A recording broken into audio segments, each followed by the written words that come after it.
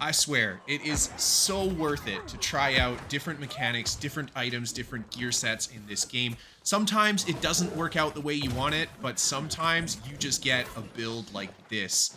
Now, this build. First off, I want to say I love playing Hatchet. I love how fast of a weapon it is. I love how much haste it has, the grit that it has on Berserk, everything. It's an incredibly good weapon right now. But in my opinion, the big downside of playing Hatchet, and the big thing I didn't like about the actual playstyle of Hatchet, is that you have to be in Berserk as often as possible when you use it. And then on top of it, all of the skills have fairly long cooldowns for such a rapid weapon. So coming from a weapon like Rapier, where you're using evade as often as possible as long as you're landing hits, it felt like there was a little bit missing in Hatchet for me personally. So I decided to try a full cooldown Hatchet build. We have got the nimble coat on, we've got refreshing torrent, we've got refreshing distance throw. The only thing honestly that we could have that would give us even more cooldown reduction is to go for the Freya's Francisca, and that's going to give us crazy amounts of cooldown on top of what we already have. But the big thing about this build, and the big reason why I love this build, is that we are able to take that Raging Torrent and that Distance Throw cooldown to about 7 or 8 seconds for each of those skills. The Raging Torrent can go as low as like even 5 seconds if you have it on the weapon. But needless to say, this build has completely changed Hatchet for me. I feel like I have access to skills very often. I'm not running around waiting for my abilities to come off of cooldown. I mean, look, we just did our rotation and our torrent was on what, a 4-second cooldown? We could easily have kept our Hatchet out and just gone and torrented the next foe that we run into. And of course, the fact that Raging Torrent is going to reduce the cooldown of all your Hatchet skills, not just the torrent itself. Yeah, really amazing. So if we do like a distance throw and then a Raging Torrent, oh my god, we'd be looking at one hell of a combo there. There's the distance throw. There's the Raging Torrent. Look at this. We got another distance throw already, and it's going to get me the kill. Oh my god. Like, what do you even say to that? Our next torrent is already up, and I'm still in Berserk. Oh my god. All I can say is cooldown Hatchet is really good. I'm talking really, really good, and it is a lot of fun. So if you guys haven't tried this and you enjoy playing Hatchet, or if you're a little bit Hatchet curious and you're not sure what to run going into it, I would highly recommend trying out the different cooldown perks for the various skills, trying out a full cooldown build using the Nimble Coat, and possibly even 25 focus if you have the points to put into it. But anyway, I've got a lot of footage for you guys today. There is a breakdown at the end of the video if you guys want to check out what this build is looking like. And there is a written guide for an older version of this build linked down below if you guys want to see that. The only real difference is just a few gear changes that I've made in this video here. And as you guys can see in the footage as well, the kite on this build is absolutely amazing. I mean, look at this. We've got a bunch of enemy players chasing us around here. The haste that Hatchet gives makes it so easy to break that distance. And then we've got just crazy cooldown on our abilities, so we can just keep having access to that speed. The fact that Raging Torrent also gives us haste is one of my favorite things about it, because if you pop a Berserk Raging Torrent, you've got like 30+% haste just from that. That is... oh my god, man. You know, with the haste nerfs, there's very few things that are moving that fast in the game right now. And the fact that landing that torrent means we're just going to get a little bit more cooldown reduction on our abilities. Oh my god, really nice Incinerate there. We managed to catch both of those players with it. I try to go for the trade with the Flamethrower guy, but we're taking a little bit too much pressure. The other player comes in behind. I do end up popping my Undeath there just to try to stick out that combo, but yeah, it didn't end up working out, but that's okay. I switch back to the Fire Staff here, and I love, man, I love it. I love how rapid of a weapon this is. Look at that. We got a few quick Hatchet moves in, and then we switch back to the Fire Staff, throw down our Fire bullshit, and right away, when we switch back to the Hatchet, everything is already off of cooldown. And this is exactly what I'm talking about. I feel like cooldown reduction is not just good offensively, not just good defensively. It is literally one of, if not the best perk that you can keep on your gear. Refreshing, cooldown reduction, anything like that goes so far in this game.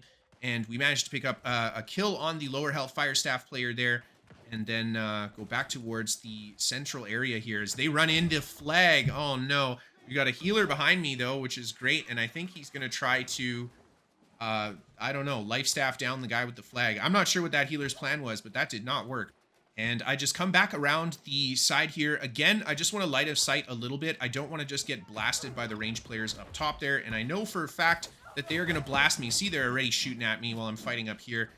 So Yeah, get a lot of damage into me there. Unfortunately, I end up missing a lot of my damage as well. And then this is what I'm talking about, that crazy haste that Hatchet has. We can just run out of that with the Hatchet. They all chase around the corner here. We switch back to the Fire Staff. We got the Burnout ready.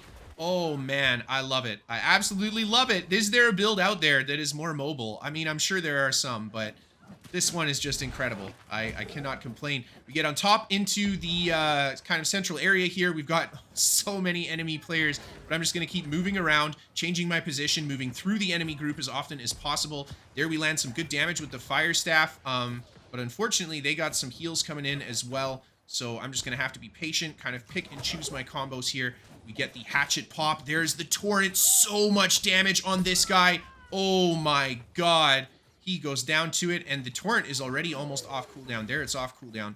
Absolutely beautiful. This is what I wanted. This is the build I wanted to play. This is how I always wanted to play Hatchet. I'm in a pretty bad spot here. No stamina. We use the distance throw to iframe out of there, pop the Berserk, land a little bit of damage with the Hatchet light attacks, and then I just run down the staircase for that line of sight, and then go for the burnout just to get back through the enemy group. That's that movement that we have. It's so effective on a build like this to keep myself alive. And here we go again. We use that movement to keep the archers from kind of landing the shots. We're getting good damage in here, but this is a very, very dangerous spot for me, and I'm pretty sure my there was my undeath proc right there, and we end up dying.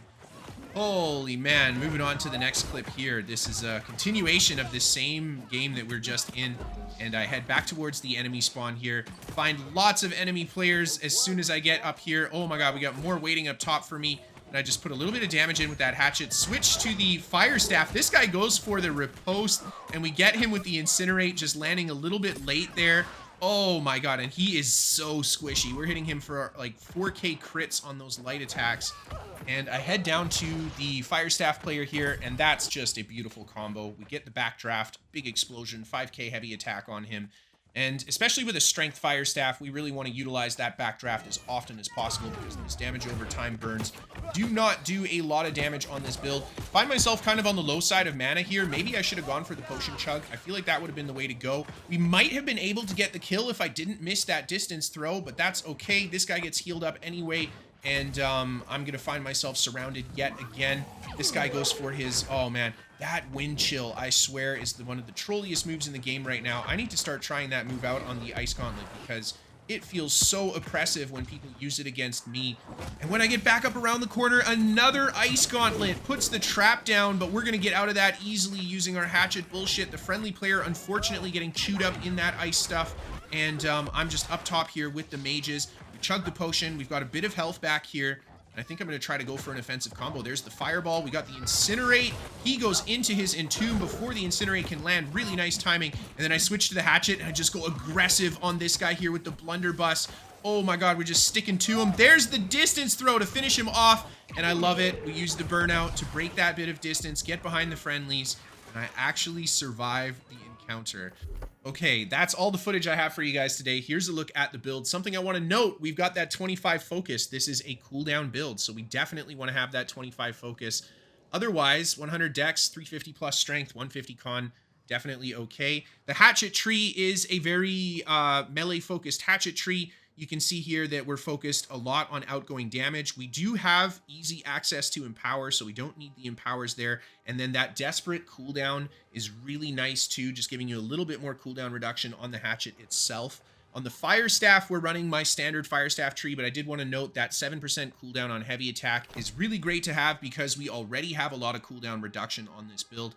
And then we've got the Fire of Battle. You get this hatchet from the Ifrit World Boss. The Ifrit World Boss has to be in rotation, so it'll be a while before that one's available. But on the hatchet, I would recommend having at least Keen Berserk. The Fire Staff, you can see I had Empowering Fireball. You can put any perk you want on there.